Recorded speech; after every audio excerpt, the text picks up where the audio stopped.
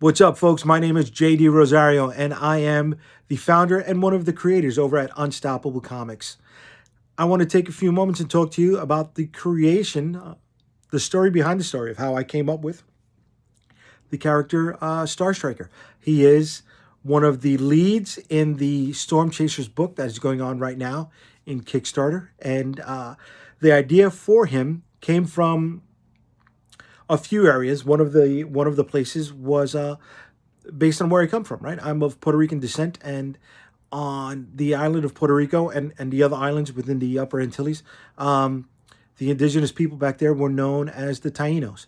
And when I was in college, I discovered Taino Indian mythology. I had known about the Tainos prior to going into college, but I never knew they had any sort of mythology. Well, growing up, all I really learned about were the Greek and the Roman mythology. And then when I went into comic books, there was Thor, who gave some points on Norse mythology, and some touches of the Aztec mythology here and there. But never was I taught anything about Taino Indian mythology. So to be hanging out in the library in college and find a encyclopedia of sorts that had excerpts about Taino Indian mythology, I was amazed, right? I was like, wow, where did this come from? How come I was never taught this before?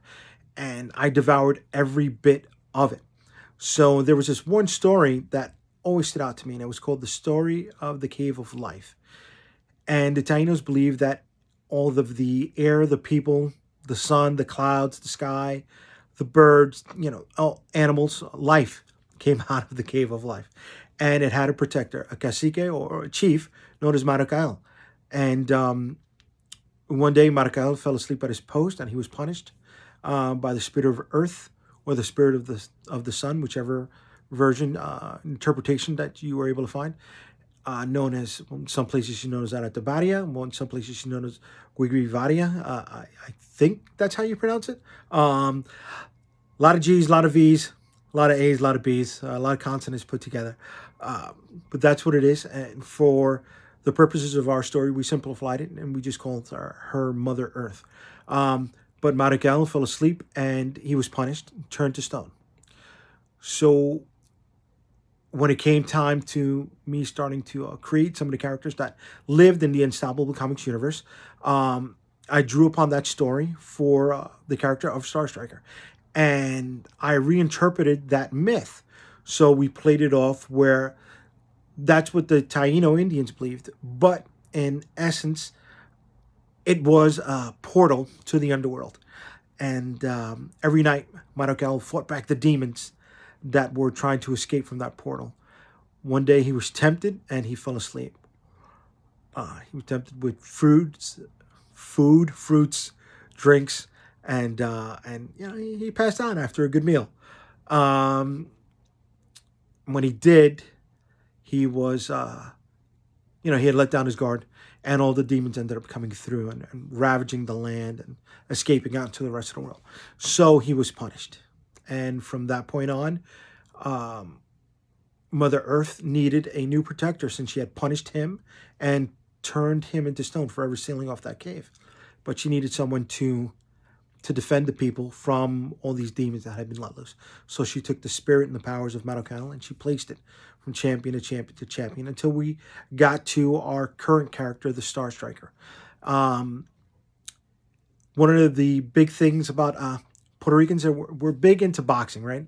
If you go into boxing, you'll find there are a lot of Puerto Ricans who held the different championship belts at different times in their career. But not just Puerto Ricans, Latin Americans in total, right? You'll see Mexicans, Salvadorians, Guatemalans. You see a lot of Spanish boxers, Latino boxers. And it's a big source of pride with us. So grounding the Starstriker's background into it, it put another layer coming from Puerto Rico and at least for me, playing on that identity. And the way I got his name was, when I was a kid, one of my favorite toys was this line called G.I. Joe. And there had been a vehicle, a plane that was Skystriker. So you see where the name Starstriker was. So with everything I do, there's always a base point of where the nostalgia comes from, right? And how do I take it and how do I twist it enough where it honors, at least for me, that starting point, but gives it enough difference and enough space where it doesn't have to be directly identified with it. So the Star Striker name comes from the Sky Striker, which would be the next level in the atmosphere after that, right? Sky, star, space. Space Striker doesn't sound good. So Star Striker was what got in there. And when you look at the character's outfit, uh, didn't want him to wear a flag of Puerto Rico as his costume. He was not going to, Captain America it at all. He was definitely representing the colors on the flag, which was the red, the blue, and the white.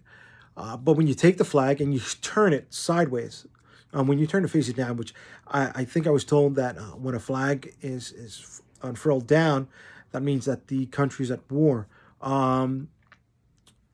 So a fighter at war with the demons that plays with this character. But when you spin that flag around, the points on the star face down, or at least sort of down, right? We took artistic license and made sure that the star pointed straight down on the character's chest.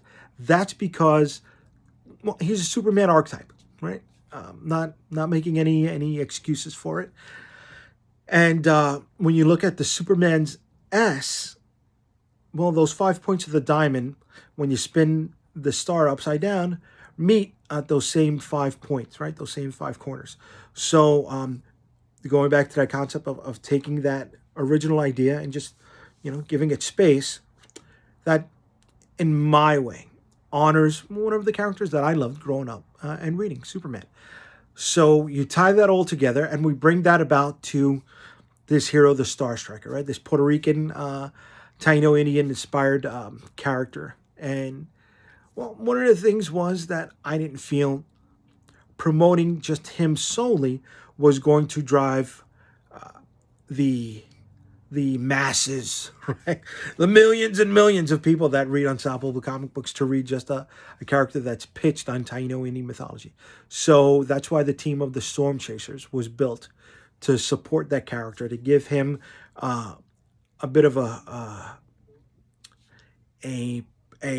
not a barrier, but a covering, right? A way to have other characters that had identified with other people and drew them into finding out about something they may not have heard of, which was Taino Indian mythology. I know I'm going all over the place with this. I guess maybe because I'm nervous talking about something that I care about, something that I'm passionate about, which is, my background, where my family comes from, and where my ideas come from. So sharing that with you, exposes a little bit of myself, and who doesn't get nervous when they expose themselves a little bit. But anyways, back to it at hand. So, the name of the Star Striker came from the play off of a toy that I liked when I was a kid. The background of the character came from one of the myths that ties into my ethnic identity. The backstory of the character, his personal identity, comes from one of the sports that's tied in with my ethnic identity, and we explore some of his identity and the layers and depth of who he is and why he does within this story. So you get to learn about this character as the story goes on. You get to learn about him and some of the others, and how they don't interact so well with each other. Because in a perfect world, who interacts well with everyone in a group setting. So that's it for the Star Striker. I hope you enjoyed these few minutes. I hope I didn't bore you too much. I hope I entertained you a little bit and gave you a little background into why I'm doing what I'm doing and where some of that stuff comes from. Thanks for checking us out, and I hope to see you again. Later.